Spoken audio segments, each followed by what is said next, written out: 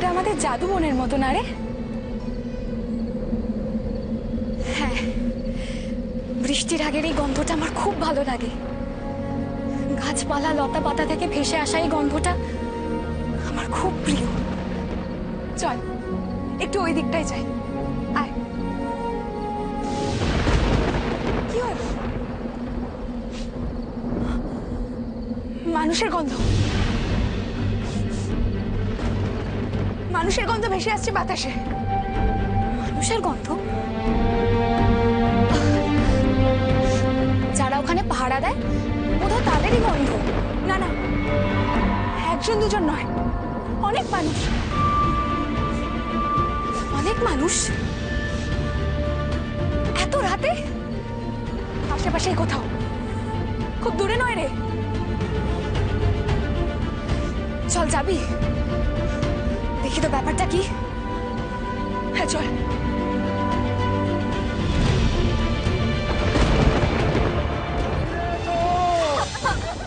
ফিরে এসো প্রাণ, ফিরে এসো, ফিরে এসো প্রাণ, ফিরে এসো প্রাণ, ফিরে এসো, ফিরে এসো প্রাণ, ফিরে এসো প্রাণ, ফিরে এসো প্রাণ, ফিরে এসো, ফিরে এসো প্রাণ, কাঁদছে কেন? ফিরে এসো, কি হয়েছে? ফিরে এসো প্রাণ, ফিরে এসো, ফিরে এসো,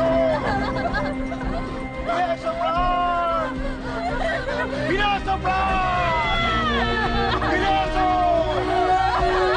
ফিরে এসো প্রাণ, ফিরে এসো প্রাণ, ফিরে এসো, ফিরে এসো প্রাণ, ফিরে এসো প্রাণ, ফিরে এসো, ফিরে এসো প্রাণ, ফিরে এসো, ফিরে এসো, ফিরে এসো প্রাণ, ফিরে এসো, ফিরে এসো, ফিরে এসো প্রাণ, ফিরে এসো,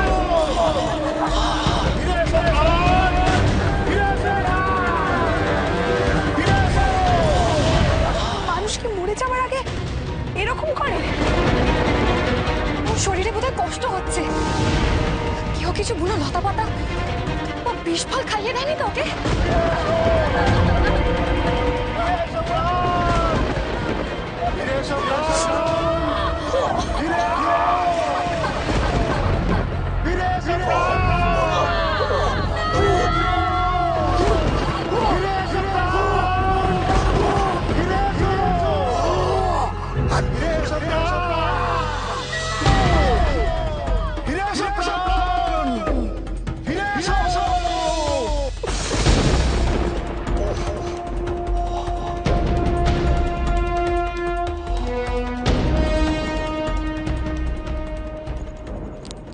ওই দুই শিশুর দায়িত্ব এখন তোমার। ওদের নিয়ে তোমাকে এখন বেরিয়ে যেতে হবে। ওদের প্রাণ রক্ষার জন্য নিয়ে যেতে হবে স্বামী দিব্যাচার্যের আশ্রমে।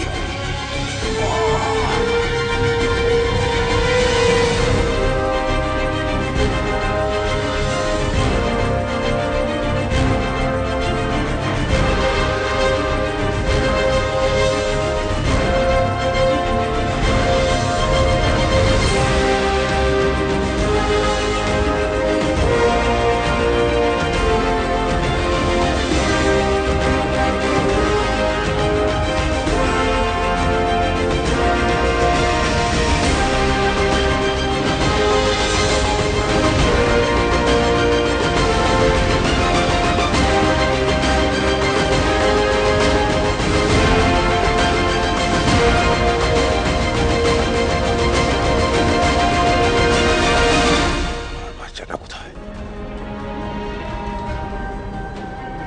বাচ্চা কোথায়? এই কি হয়েছে তোমার? কোথায় কষ্ট হচ্ছে? আমার বাচ্চাটা কোথায়?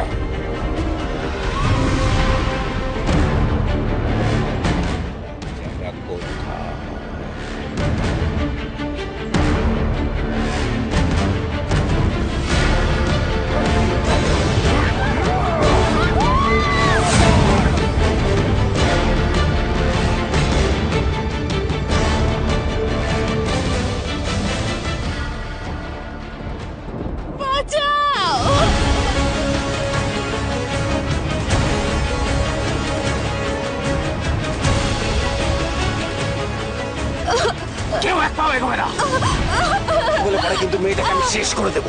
বাঁচাও! এটা কি করছো তুমি বুদ্ধিরাম? কি চাও তুমি? ছেড়ে দাও, ছেড়ে দাও বলছি। তুমি এদের সঙ্গে থেকেছো, মেলামেশা করেছো, তারপর এদেরই সঙ্গে এটা করতে পারো না তুমি? এক পাও এগোবে না, আমি কিন্তু সব দেখতে পাচ্ছি, এগুলি শেষ করে দেবো। বুদ্ধিরাম, তোমার অনেক পাগলামি সহ্য করেছে সবাই।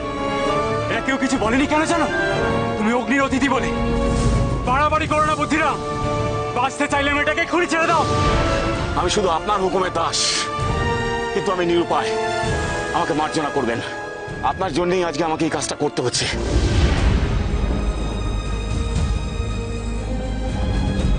আমাকে মার্জনা করবেন, আমাকে ক্ষমা করবেন যুবরাজ।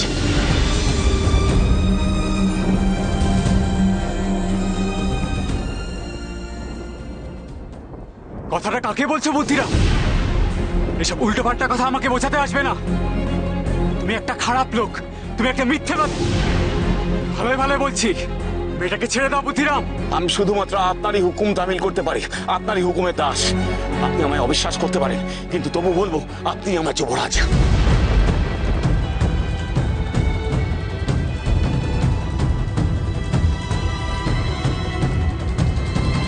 চুপ, একদম চুপ। একবার এই মেয়েটাকে শেষ করে দেবো তোমাকে। আপনি আমার যুবরাজ, কারণ আপনি রাজার সন্তান।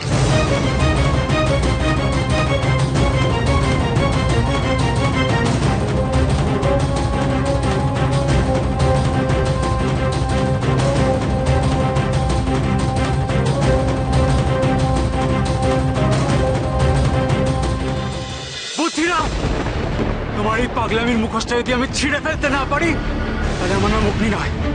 আমি শুধুমাত্র দস্যু পাটালির ছেলে, আর কারণ নয়। পাগলামো নয়, এক বিন্দুও পাগলামো নয়। আমি যদি আপনাকে যুবরাজ ছাড়া অন্য কোনো নামে সম্বোধন করি, তাহলে সেই মুহূর্তে আমার জিভ খসে পড়বে। বিশ্বাস করুন, বিশ্বাস করুন যুবরাজ, আমি নিরুপায়, আমি সত্যিই নিরুপায়। আমার মন এক গভীর অন্ধকারে ডুবে আছে। আমার মন সত্যি সত্যি এক গভীর অন্ধকারে ডুবে আছে। মাঝে মাঝে এই পৃথিবীকে আমার বিস্ময়কর মনে হয়, মাঝে মাঝে সবাইকে আমার আপন মনে হয়, আবার কখনো কখনো সময় অসময় তাদেরকে আমার শত্রু মনে হয়। এইভাবে মানুষেরা কোনটা আসল রূপ সেটা বুঝে উঠতে না পারতে পারতে আমার মন সত্যি সত্যি এক গভীর অতল অন্ধকারে হারিয়ে যাচ্ছে। আজ হয়তো সত্যি সত্যি আমি কারো কোল খালি করে দেব, কিন্তু এটা আমার দায়বদ্ধতা। আপনি যদি আমাকে মেরেও ফেলেন, আমি শেষ নিঃশ্বাস অবধি বলে যাব যে আপনি ওই দস্যু পাটালির পুত্র নন, পাটালির সন্তান নন। আপনি রূপনগরের রাজা দেবরথের সন্তান, আপনি যুবরাজ।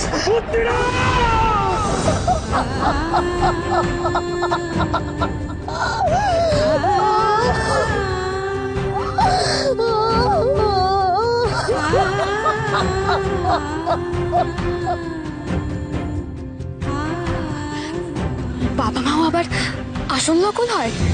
মানুষদের সব হয়। নাও হতে পারে, আবার হতেও পারে, কে জানি। আমি মিথ্যুক নই, আমি উন্মাদ নই, আমি সত্যি কথা বলছি। চিৎকার করে তখন একটা সত্যকে মিথ্যে বাস্তবে পরিণত করা যায় না পাঠালি। তুমি মিথ্যে কথা বলছো না, তার কি প্রমাণ আছে? তুমি একটু বদলাওনি পাঠালি, একটুও নয়। সেদিন তুমি আমার কাছ থেকে যুবরাজকে কেড়ে নিয়েছিলে। আজ আমি এই মেয়েটার গলায় ছুরি ধরেছি বলে তুমি কিছু করতে পারছো না, কিচ্ছু করতে পারছো না। খারাপটা কোথায় লাগে জানো পাঠালি?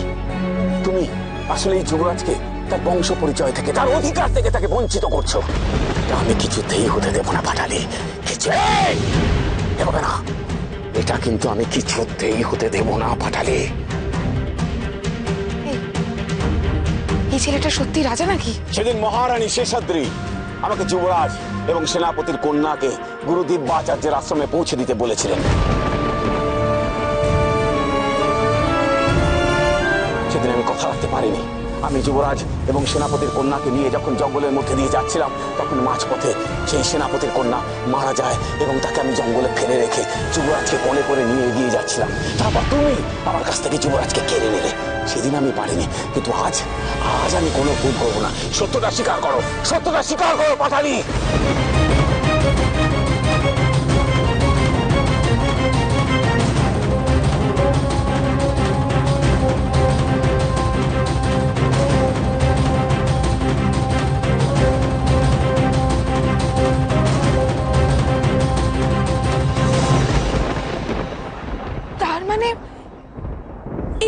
ট্রেনে দিব্যাচার্যের আশ্রম কোথায়? মনে হচ্ছে না, মিথ্যেও বলতে পারে। কি হলো বাবা? এই লোকটা কি বলছে? কেন বলছে এসব? সব মিথ্যে। তুমি সত্যটাকে আড়াল করছো পাটালি। তুমি জানো কোনটা সত্য আর কোনটা মিথ্যে। যুবরাজের প্রাণ সংশয় হতে পারে, সেটা জেনেও তুমি সত্যি কথা বলবে না পাটালি। সংশয়? কিসের প্রাণ সংশয়? এতক্ষণে মোহিনী সেনারা নিশ্চয়ই রাস্তায় নেমে পড়েছে।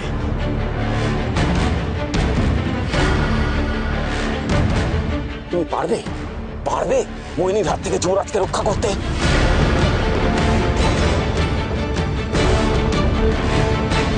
না, পারবে না।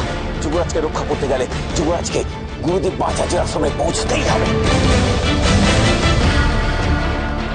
খুব তো ছেলে ছেলে করছিলে, এবার ছেলের প্রাণ বাঁচাতে সত্যি কথাটা বলে দাও পাটালি। জানি না, ছেলের প্রাণের চেয়ে তোমার কাছে হয়তো রাজমালার দাম অনেক বেশি। তোর এত বড় সাহস! তুই আমার বাবাকে অপমান করছিস! তুমি আমাকে ছেড়ে দাও বাবা। এই লোকটাকে তখন থেকে সত্য করছি, আর একটা কথা বলে তোর জিভটা আমি টেনে ছিঁড়ে ফেলে দেবো। তখন থেকে বলে যাচ্ছে যে তোমরা আমার আসল বাবা মা নও। তারপরেও তোমরা কেন কোনো প্রতিবাদ করছো না? কেন?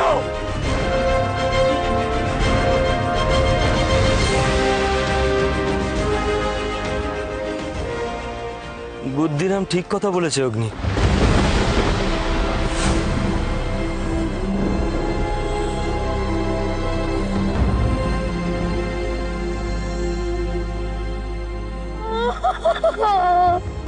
তুই তখন এতটুকু দুধের শিশু, রূপনগরের রাজার ছেলে, তুই রাজার ছেলে।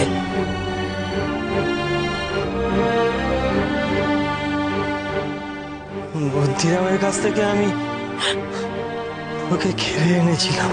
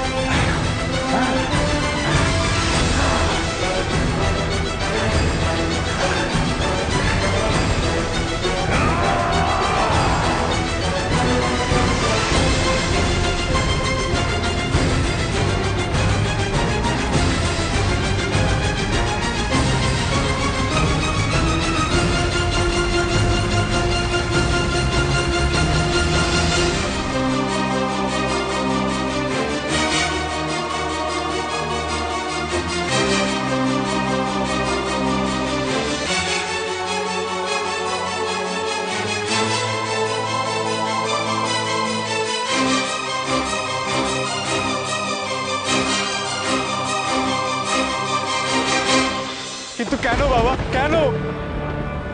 আর সত্যিটাই বা কেন লুকিয়ে রেখেছিলে এতদিন? কেন কেন সেদিন নিয়ে এসেছিলে ওকে, বলো কেন? কেন সেদিন করলে এমন? আমি তো সন্তানারা হয়েছিলাম নিজের ভাগ্য দোষে। কেন অন্যের সন্তান কেড়ে নিয়ে আমার কোল ভরালে? কেন বলো, কেন? আমি তো মা, আমার কষ্টটা তুমি কোনোদিন বুঝবে? সন্তান হারানোর কষ্ট তুমি কোনোদিন বুঝতে পারবে না। আমি জানতাম যেদিন সত্যিটা সবার সামনে ফাঁস হয়ে যাবে, আমার যে আমার কোল খালি হয়ে যাবে গো। আমার কোল খালি হয়ে যাবে, আমার কোল খালি হয়ে যাবে।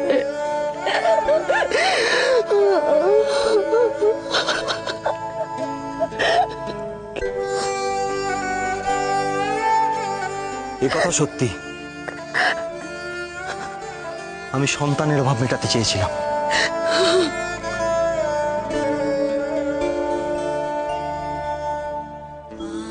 বিশ্বাস করো অগ্নি,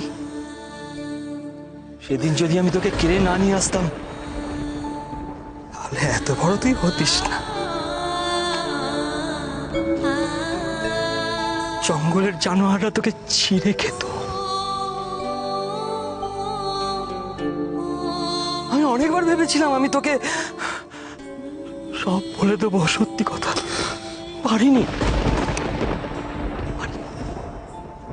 তোকে হারাতে হবে সেই ভয়।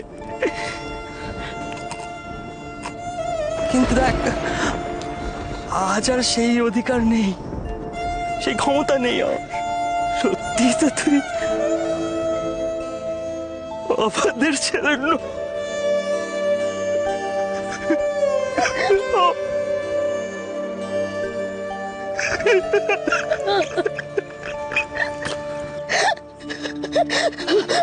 ঠকিয়েছো, এতদিন ধরে তোমরা আমাকে ঠকিয়েছো।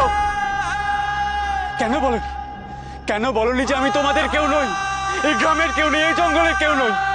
কেন? আমাদের ভুল বুঝিস না বাপ, ভুল বুঝিস না। শুধু জন্মটুকুই তো দিনি। আমি আর তোর মা বাপ মার সব দায়িত্ব সব কিছু পালন করেছি। তুই হলি আমাদের বুকের পাঁজরের পাঁজর।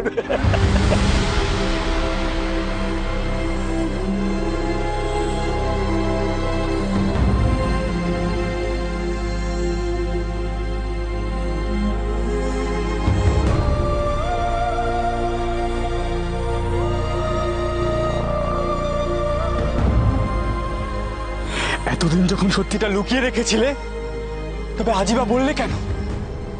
এত নিষ্ঠুর তোমরা?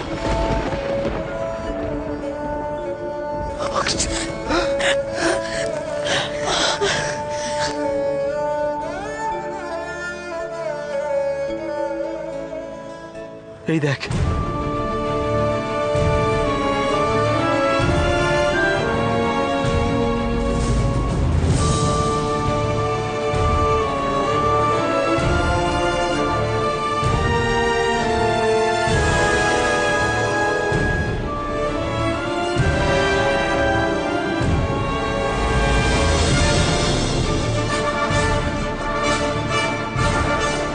আজ সময় এসেছে এটা তোকে ফিরিয়ে দেওয়ার।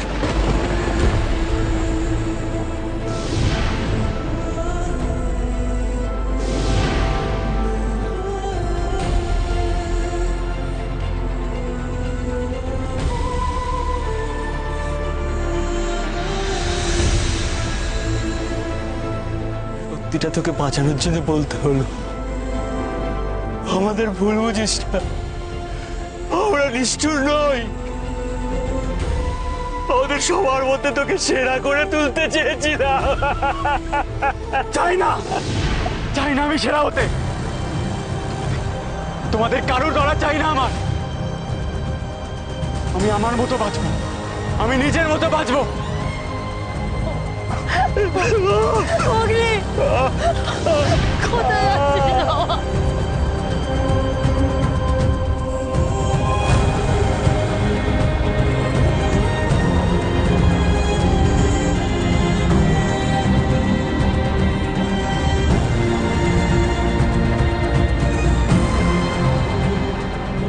কোথায় যাচ্ছিস বাবা?